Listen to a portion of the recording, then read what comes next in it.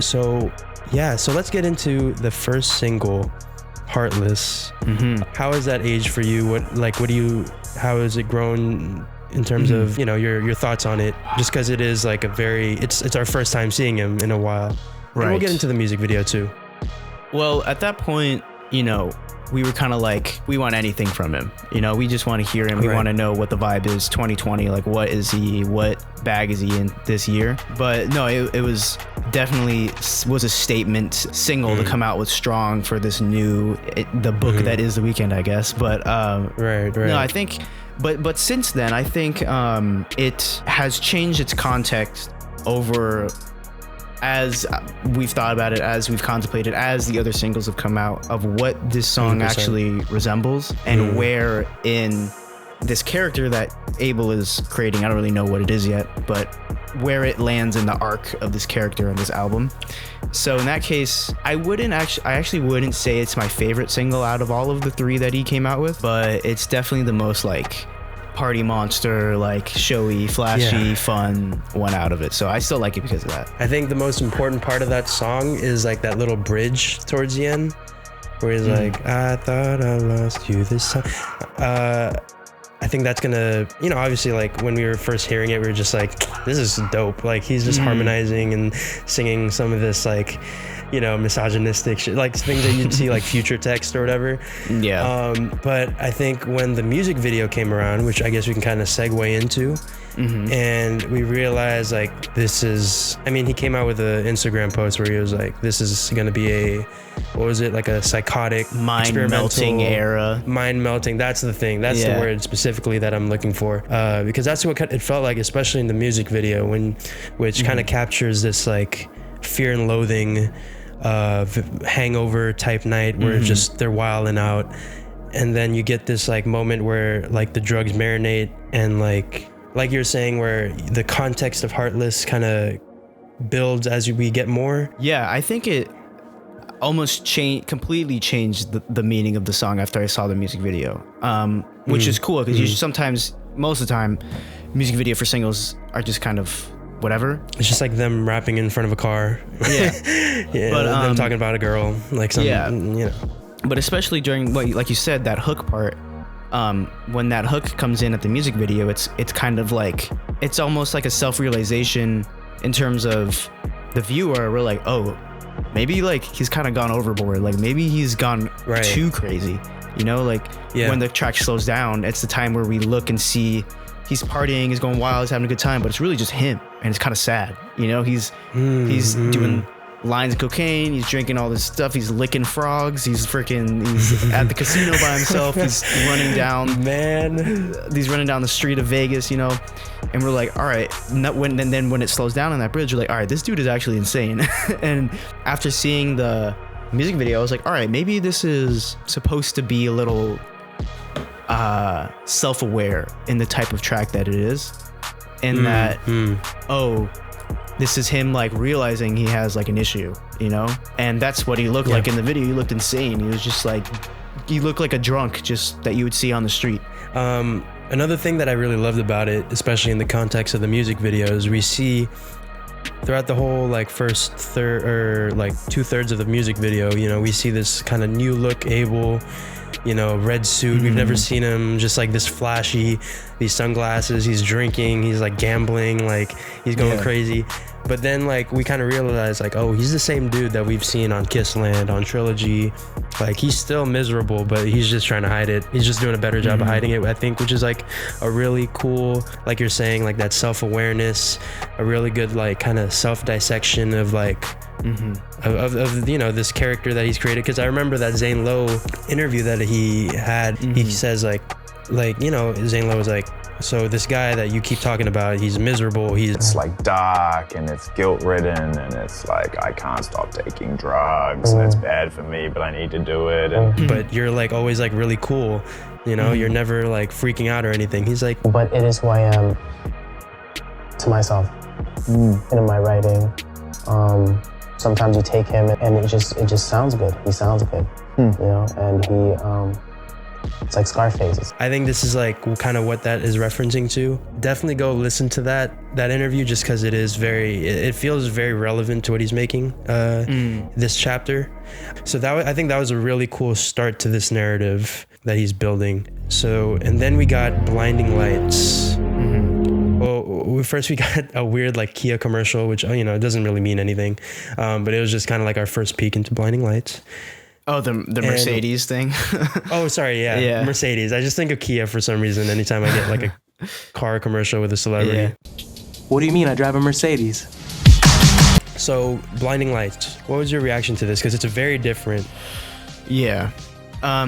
It's very different. I was kind of mixed when I first heard it. I was seeing a lot. I mean, I'm not gonna lie. I was definitely influenced by a lot of what other people were saying, and some people were like praising it. And I was like, all right, like, if this is better than Heartless, then okay, I'll listen to it. Because that's what people are saying, on Twitter, on their subreddit. I'm like, damn, okay. And I was listening, and I'm like, this sounds like something off Starboy, and like we're trying to get away from that. But then, I listened to it a couple more plays, and I realized that it's actually something very different than Starboy. This one I liked more because it was like 80s techno. It sounded very throwback and very nostalgic to that time. Like you said, with the synths. Yeah, like the kind of like the 80s disco stuff like that.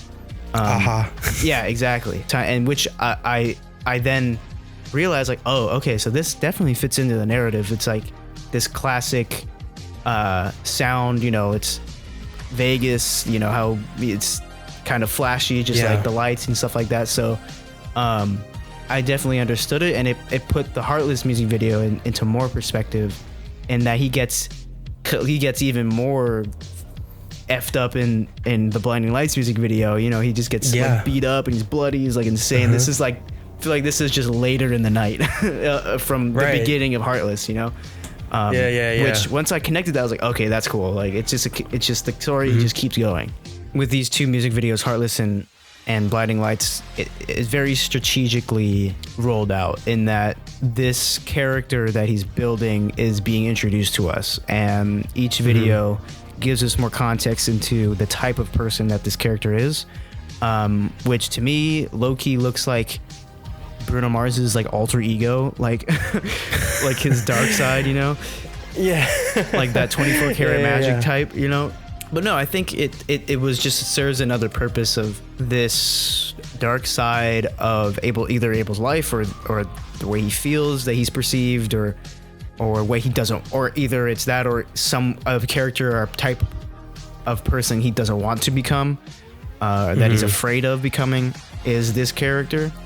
And after seeing Blinding Lights, where he's like, he's in the Maybach, he's in the fast cars, and he's with this woman McLaren. in the karaoke bar, like Can't Feel My Face. There's a lot of callbacks and a lot of like references to what he could become and all that, like kind of similar themes we've seen before from the Weeknd, but with like a new perspective on it. It kind of feels like he's on the other side of he's like looking at himself almost, which is kind of a cool progression, I think, which is what we both wanted the most from the Weeknd. Is, obviously we want trilogy again, but we don't want just trilogy again. We want trilogy again, but with something to it. And I think this is what we're getting. Which is nice. What we mean by trilogy again, we mean, not the same thing, but like, at that type of Abel where we're very, very aware of the type of person he is, and very open to pointing out his faults. We also got this album cover. We finally got the album cover, which is, I think,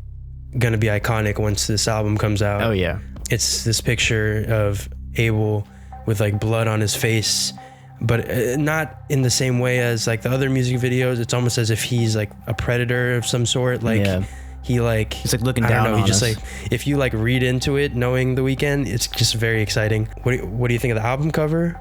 What do you think of the single? Yeah, so I guess starting with the album cover, I think this is the perfect depiction of what he's trying to go for. He's creating this character of himself. Might as well put that front and center right on the album cover, just like Tyler did with Igor. It's just his face, compared to Tyler's last album, Fireboy, which was his face covered. It's not even on there, and he kind of took a step back on that album. But Yeah. Again, similar to Abel, his last project that he put up, My Dear Melancholy, he's kind of in the shadows, he's kind of held back. But here he is front and center looking at you, blood dripping out of his face. Yeah. Or out of his mouth, looking like he's about to friggin' murder you, which I think is the perfect depiction of this character so far. Yeah. I remember when I first heard After Hours, I was like completely blown away. I think we were texting each other as we were listening to it live. Yeah. But I love the tempo, I love the pace that it keeps throughout the whole thing. And when that like beat kicks in, I was like, yo, like immediately bopping my head. Like, this is insane. This is so good. And really just like a simp banger, like the definition of a simp banger. That's exactly how I describe it. And especially, you know, that main chorus, or the songwriting, the lyricism on this song is incredible. Like the blending of lyrics and is in context to the past two songs that he just had. And I've been playing it on repeat. No, definitely my favorite, the best to me single out of all the 3 singles he's come out with. Look, when I tell you, because I think what we were all expecting was, okay, we got the hype party track, we got the synth pop throwback. Very radio friendly single. We're all like, okay, we're expecting the slow song now, and we do get that for like a little bit in the beginning, like you're saying, and then it transitions into this like you said, the tempo that keeps going. It's very cinematic. This song just feels it feels like he's like the beginning feels like he's like calling out to you, and then that middle part feels like you're walking through like this madness, this like circus that he's like taking you through, and you're just like somewhat, you know, like enthralled by it all. You're just like kind of taking it in, and then all of a sudden the end just like that ending, that outro, that like the aftermath of it, like and this is apparently going to be the 13th track, because he put out like, it was like track 1 Heartless, track 2 Blinding Lights, track 13 After Hours, but I think we're getting 14. I think I read so I think that this, knowing kind of where this lies in context of the album, that's gonna be like a great climactic moment wherever this plot takes us. I think is gonna be like, this erased any doubt I had in my mind about what this next album is gonna be. Take 23. Seriously, I don't know. Hopefully this is the one. How's it going, guys? Francesco here, one half of the Our Thoughts podcast.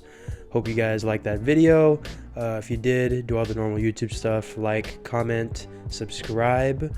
Definitely subscribe though, because we have so many more videos like this about topics that I know you'll love. And that was actually just a fraction, like 1/5 of the full conversation we had about After Hours. We go into Kissland comparisons, we go into predictions and what we'd like in terms of like features and all that. It was a really great in-depth conversation, specifically because we haven't been able to really talk about The Weeknd on the podcast, so this was nice, like a nice change of pace. If you want to yell at us, we have social media stuff that will be in the description again or on the screen. And yeah, if anyone important out there is listening, this is where your advertisement would go. Just gonna throw that out there. And yeah, hope you guys are having a great day, and we'll hope to see you guys soon. Peace.